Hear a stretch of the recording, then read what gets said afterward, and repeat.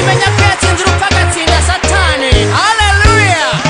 menya ukuntu yaje mu isi ndavuga ngo Yesu ni intwari ubizima n'abamarayika n'abakuru bari habuze n'umwe. Namenye ukuntu yaje mu isi ndavuga ngo Yesu ni intwari ubizima n'abamarayika n'abakuru bari habuze n'umwe. Yesu ni umugabo w'ibigango, Yesu ni umugabo ukomeye, intwari mu ntambara n'agatsindwa, arahirwa abamufite.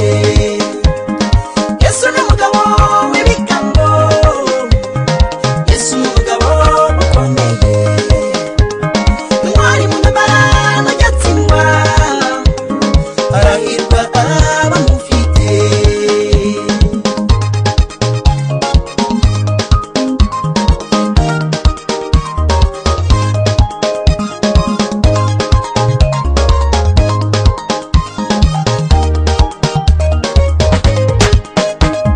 Ibuka igihe yari amaze gupfa atanakeka ko amushoboye, abona isi yose yinze umushyitsi, ibituro by'abera birakinguka, abera basutse ati karabaye, umbona intambara aribwo itangiye.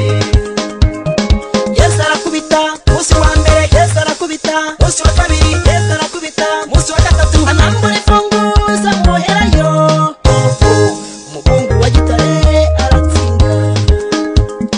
Yesu arakubita munsi wa